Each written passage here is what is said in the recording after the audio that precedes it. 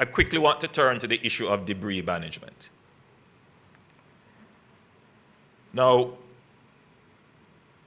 by the use of satellite imagery and various other methodologies for determining quantity of debris, I believe it is the UNDP that published something which estimated that we have about 4.8 million metric tons of debris.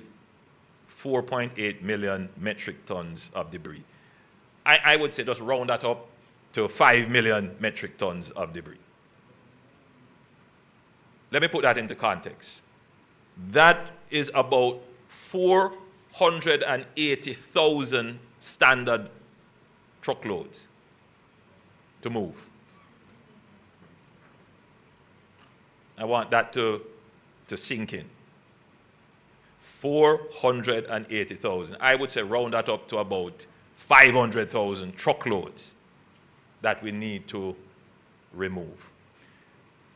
The NSWMA, with the resources that they have, I think they have been doing a fantastic job. If we didn't purchase those 100 and odd trucks, in addition to some other amounts, I don't know what we would be doing today.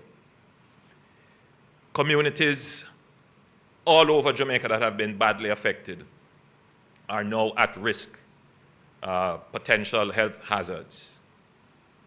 And for the communities of West Green and Catherine Hall in St. James, they are of particular risk because they had a quite unique situation where their houses were flooded and there was a residue of mud, a deluge actually of mud, and it really created a problem.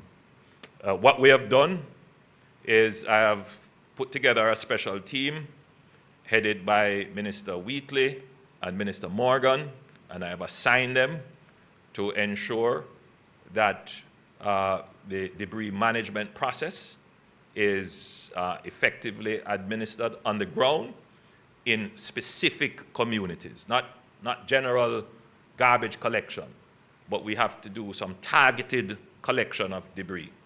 For example, in West Green and Catherine Hall. I'm pleased to say that the NSWMA, and in addition to the efforts of the mayor of Montego Bay, that they would have by now removed some. Well, my statement here says they have done about 1,300, but that was as of Monday.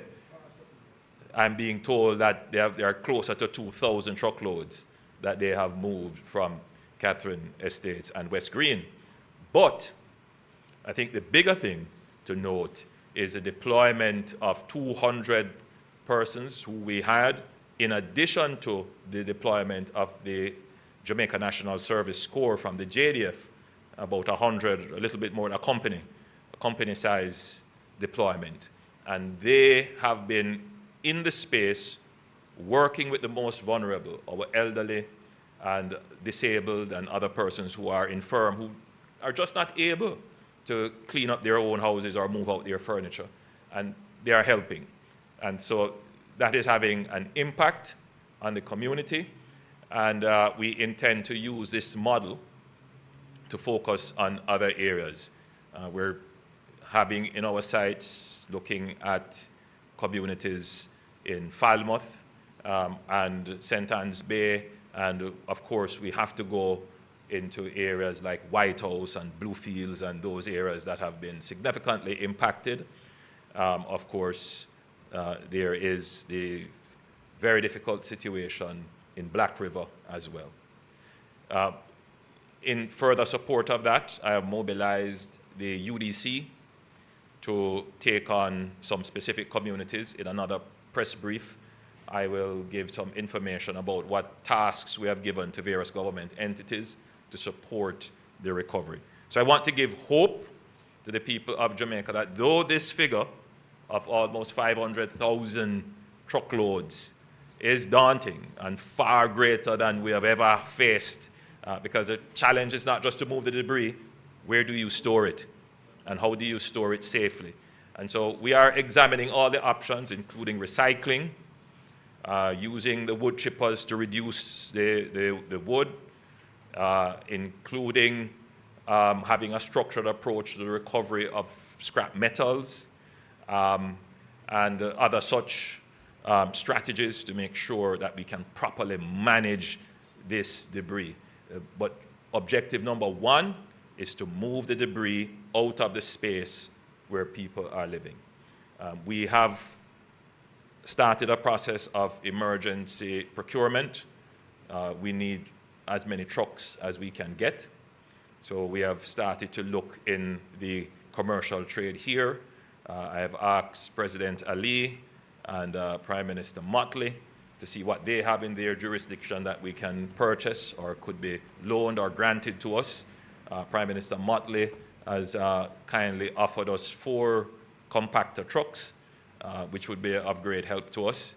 And we have asked the government of China to support us in this regard as well, with heavy equipment, trucks, compactors, bulldozers, and so forth, to help us with this huge problem of debris management.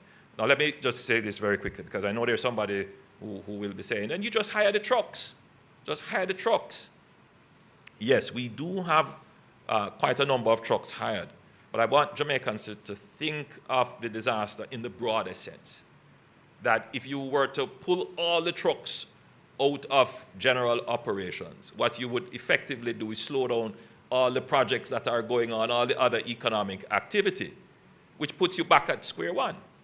Right? So it's a delicate balance. It's how do you treat with the emergency without creating another emergency. What you really want to do is to keep your economy going. In fact, you want your economy to start to move faster, grow faster, while you find parallel and alternative ways of dealing with the disaster that exists. So yes, we will be using private trucks, as many of them as we can, but we know that as many trucks that we take out of the private trade, that's a construction project that is slowed up or an operation that has to stop. So it is just a limited resource, and we have to manage it very carefully. So we will have to expand the internal capacity of the various entities that are charged with this debris management. So yes, it's a big issue. We are working on it. We take note of the reports out of the Ministry of Health, where we have seen some cases, suspected leptospirosis and other cases of waterborne diseases or diseases that are common after such a disaster. I take this opportunity to appeal to all Jamaicans: be super careful in your environment. Be super careful about where you get water, and if you get water, please boil it if you can before, or use some form of treatment. It is absolutely important. In my travels around, I've seen, persons having fun in the springs that are popping up all over the place, and a lot of domestic activities taking place in those springs. I urge the greatest caution.